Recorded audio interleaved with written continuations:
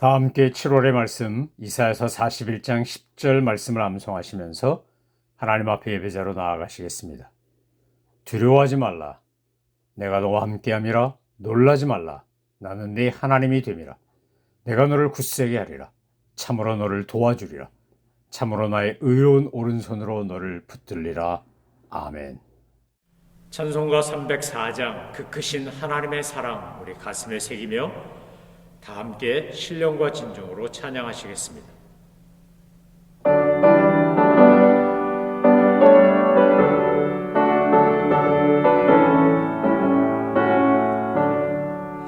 그 크신 하나님의 사랑 날로 다 용영 못하네.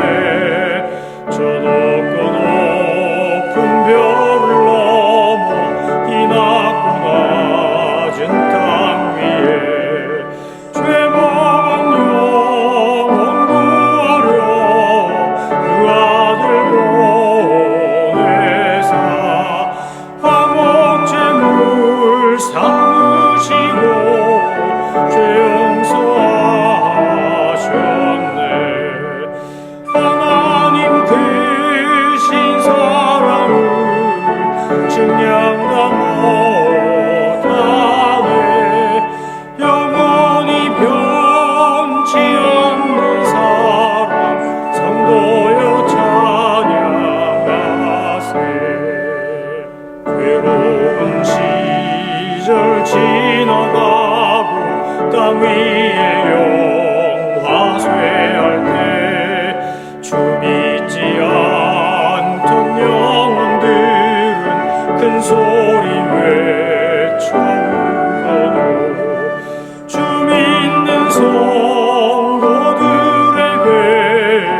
큰 사랑 베푸사 우리의 죄 사했으니 그대 잊을까.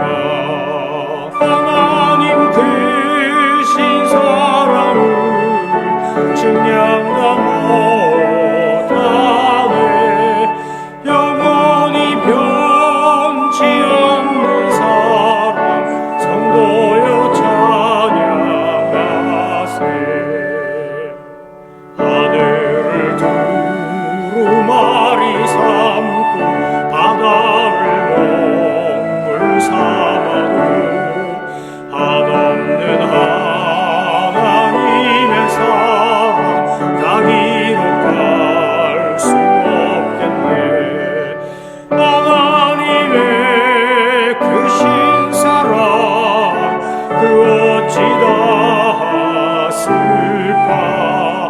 천을 높이 쌓아도 채우지 못하리. 하나님 크신 사랑을 증량다 못하네. 영원히 변치 않는 사랑 성도여 찬양하세. 하나님께서 우리에게 주신 말씀은 여호수아서 20장입니다. 여호수아서는 12장부터 21장까지 모세와 여호수아가 정복한 왕들과 이스라엘 12지파에게 분배한 땅 이야기가 나옵니다. 하루에 한 장씩 하나님의 말씀을 묵상하려고 하는데 12장부터 21장까지의 내용이 땅을 정복하고 전쟁을 한 이야기라서 그 중에 중요한 부분 14장의 온니엘 이야기를 함께 묵상하고 나누었습니다. 오늘은 21장까지의 내용 가운데 20장 내용 그리고 21장 후반부에 나오는 내용을 중심으로 하나님의 말씀을 나누겠습니다. 여러분이 잘 아는 것처럼 도피성 이야기가 바로 여호수아서 20장입니다. 하나님께서 모세 오경을 통해서도 도피성 이야기를 들려주셨습니다.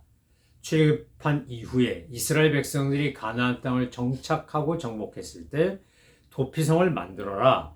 총 6개를 만들어라. 이렇게 말씀하시고 이 도피성을 만드신 이유는 왜 만들라고 했는지 분명하게 밝히셨는데 그것은 바로 오늘 20장 3절에 나오는 말씀입니다. 부지 중에 실수로 사람을 죽인 자를 그리로 도망하게 하라. 이는 너희를 위해 피의 보복자를 피할 곳이니라. 이렇게 되어 있습니다.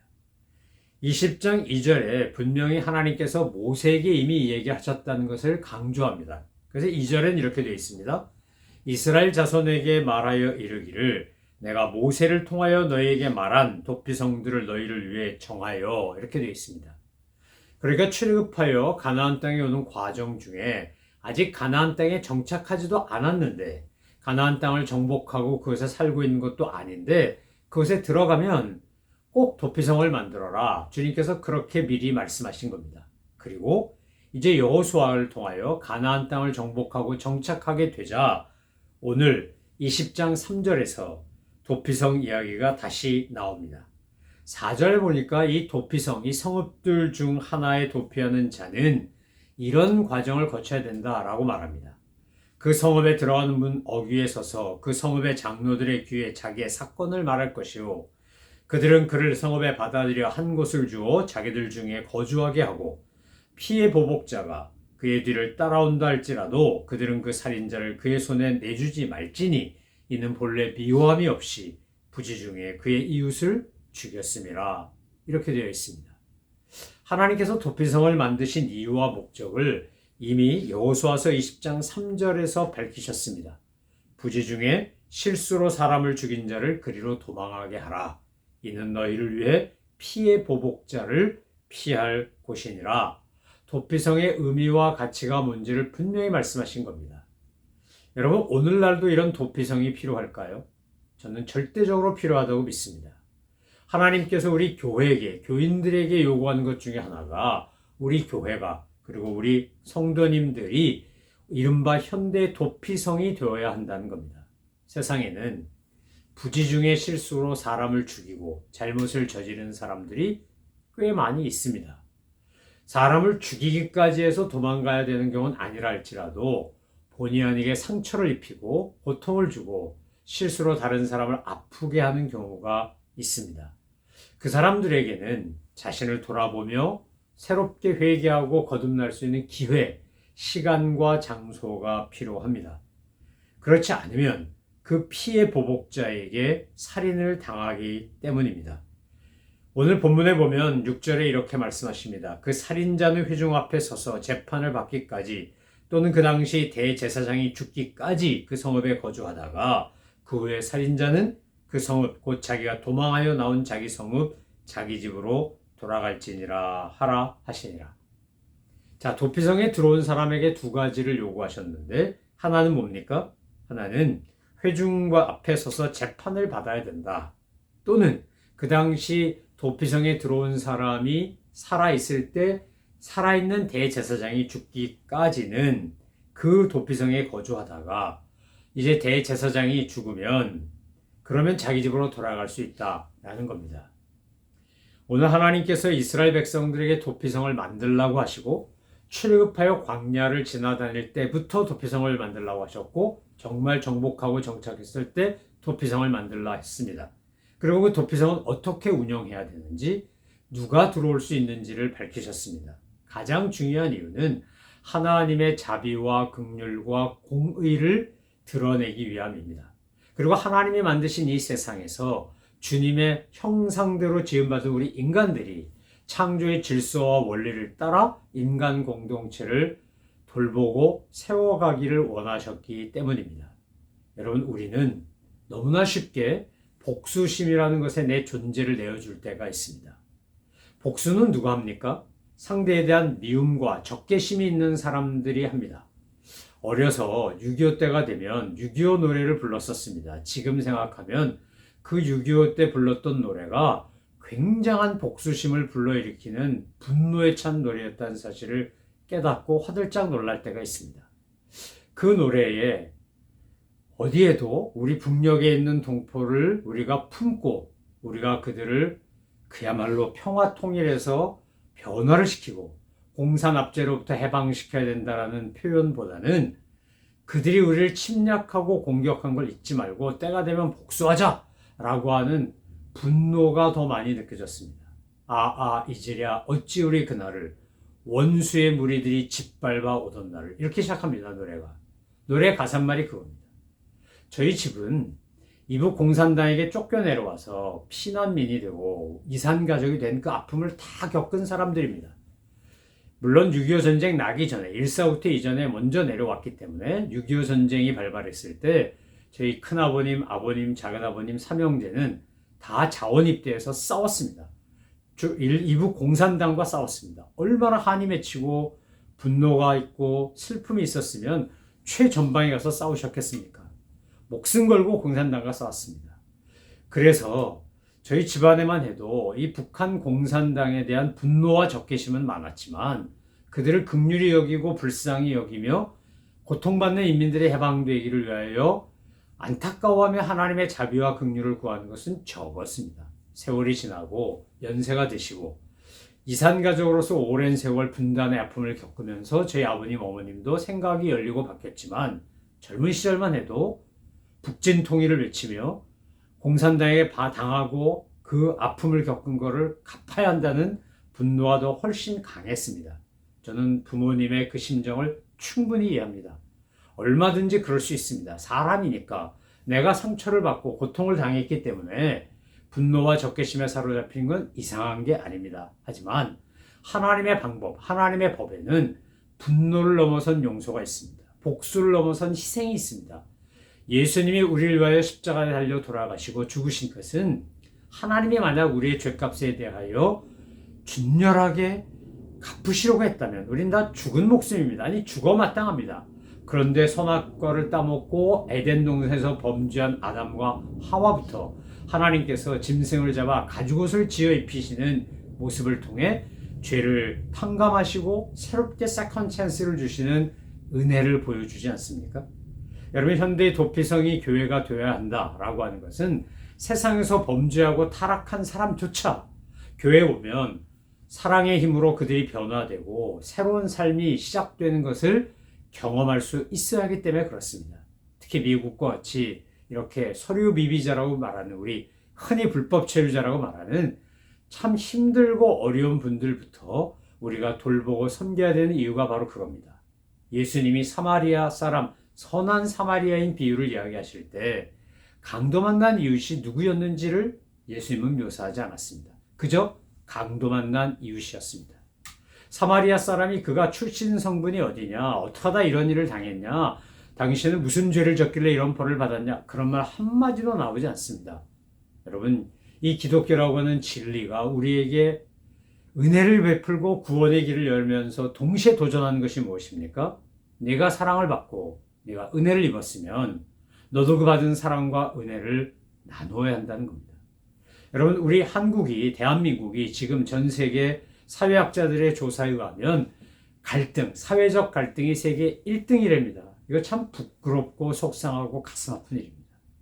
계층 간의, 세대 간의, 성별로, 이념 간의 갈등이 전 세계 1등이라는 거예요. 자살률도 한때는 세계 1등이었습니다.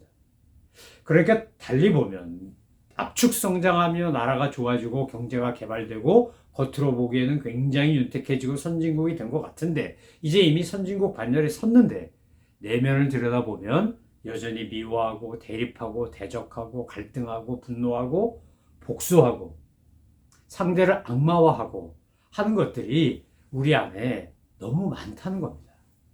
여러분, 한인 사회는 어떨까요? 한인 사회와 한국 사회가 제가 볼 때 별반 다르지 않다는 생각이 정말 많이 듭니다. 우리 안에도 정말 우리 마음 안에 이미 도피성이 있어야 되지 않을까. 하나님께서 부지 중에 실수한 사람들을 보호하고 회중 앞에서 심판, 재판 받는데 제일 먼저 하는 일이 뭡니까? 그 부지 중에 사람을 죽인 사람이 도피성에 들어갈 때는 성읍의 장로들 앞에서 자기의 사건을 말해야 합니다. 여러분, 만약에 내가 도피성에 숨어 도망가야 할 사람이라고 생각해 보십시오. 내가 부지 중에 사람을 죽였는데 아니 나무 베다가 도끼자리에서 도끼가 빠져갖고 그 사람이 그걸 머리에 맞아 즉사했다고 쳐봐요. 얼마나 황당하고 기가 막히겠어요. 고기 낚으러 같이 갔다가 배가 그만 뒤집어져서 허우적거리는데 건지려다가 못 건지고 한 사람이 익사하고 난 살아남았어. 내가 일부러 죽이려고 한 거 아닌데. 그러고 나서 그 사건을 내 입으로 얘기해야 돼요. 장로들 앞에서 내 입으로. 내 입으로 그것을 얘기하는 순간에 그 사람은 얼마나 괴로울까요? 양심이 있다면. 물론 양심에 화인 맞았다면 안 괴로울 겁니다. 아무렇지도 않을 거예요. 그런데 양심이 있다면 그 이야기를 되뇌이는 순간부터 그는 정말 죽을 맛일 겁니다. 성읍에서 이른바 연금가 아닌 연금을 하며 도피성에 있는 동안 그는 날마다 자기가 괴로움 속에 시달려야 합니다. 어떤 재판보다도 힘든 거예요. 어떤 벌보다도 어려운 거예요. 그러면서 하나님이 하셨던 건 도피성에 들어가 있는 사람을 보호할 뿐만 아니라 그에게 갱생의 기회를 주는 겁니다. 또한 피해 복수를 하지 못하도록 해서 또 다른 살인자가 되지 않도록 막는 거예요. 사회적 질서와 평화를 추구하는 하나님의 방법이 바로 이겁니다.